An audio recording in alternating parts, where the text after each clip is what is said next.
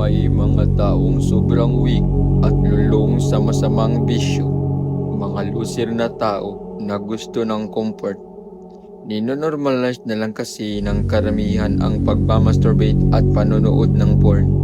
Ang akala nila ay wala itong masamang epekto. Maraming lalaki ngayon ang pagod, lutang, mahina ang disiplina at walang direksyon sa buhay. Bakit?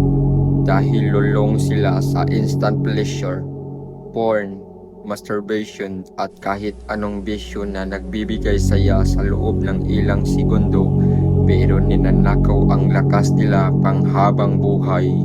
Akala ng karamihan harmless lang pero ang totoo may epekto ito sa utak mo, sa disiplina mo, sa confidence mo, pati sa pagtingin mo sa sarili mo. Ngayon, ano ba ang NoPap? Ang NoPap ay isa itong practice o lifestyle na kung saan tinitigil ng isang lalaki ang pagmamasturbate at panonood ng porn. Tatlong klase ang NoPap.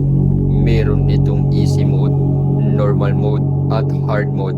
Pero sa video na ito ay tungkol ito sa hard mode na kung tawagin ay semen retention. Isa-isahin ko. Una, easy mode.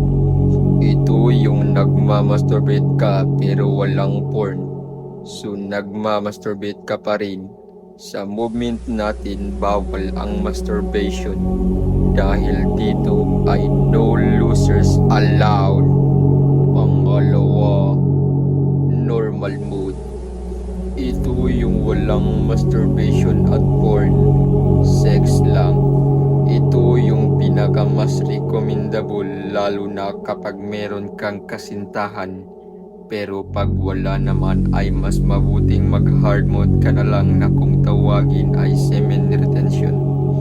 Ito yung hindi ka nagmamasturbate at nanonood ng porn at hindi ka rin makikipag-sex. So totally hindi ka maglalabas. Pero kapag meron ka namang kasintahan ay pwede mo rin itong gawin dahil sobrang daming magandang epekto nito hindi lang sa disiplina pati na rin sa pagkatao mo. Bakit kailangan mag-NoPap? Ang NoPap ay ginawa para sa mga taong may adiksyon sa pagmamasturbate at panonood ng porn. Pero kung isa kang taong walang adiksyon sa pagmamasturbate at panonood ng porn ay ang video na ito ay hindi para sa iyo. Dahil ginawa ito para sa may adiksyon sa pagmamasturbate at panonood ng porn. 99.99% ng mga lalaki ay nagmamasturbate so I'm sure kabilang ka dun. Araw-araw, libo-libong lalaki ang nauubos ang mental energy nila kakahabol sa fake dopamine.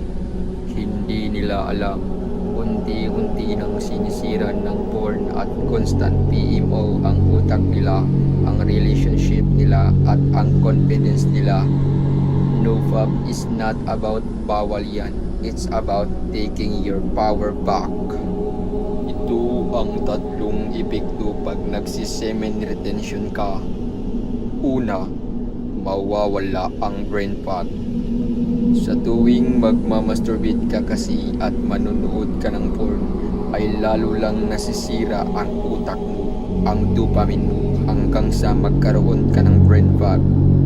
Kapag araw-araw kang nagpo-porn, nababago ang dopamine levels mo, nagiging addict ang utak mo sa high stimulation. Ang resulta, lagi kang pagod, lutang, walang focus at mabagal mag-isip. Pero kapag nag-NoPap ka, bumabalik ang natural na ritmo ng utak mo. Mas malinaw ka mag-isip, mas productive ka. Parang na-unlock yung mental clarity na matagal nang naka-off. Pangalawa, magkakaroon ka ng confidence. Napansin mo ba na sa tuwing nagmamasturbate ka ay feeling mo na nagigilty ka? At habang tumatagal at paulit-ulit mong ginawa ay mas lalo lang mawawala ang confidence mo.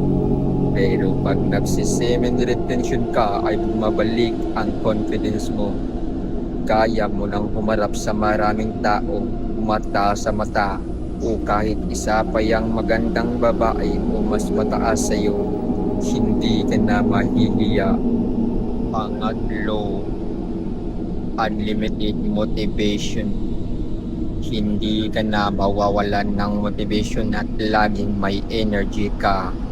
Kapag patagal ka ng patagal sa semen retention ay mas lalong tumataas ang urges mo at yan ang energy mo na pwede mong gamitin sa mas productive na bagay.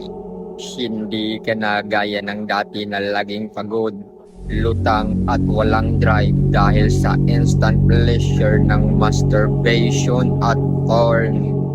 Hindi ka na maghahanap ng motivation videos sa YouTube dahil ikaw mismo ay motivated na. Nga pala, kung gusto mong mag-improve ang iyong buhay, huwag mong kalimutan magpakita ng pagmamahal sa pagpindot ng like at subscribe button. Hanggang sa susunod.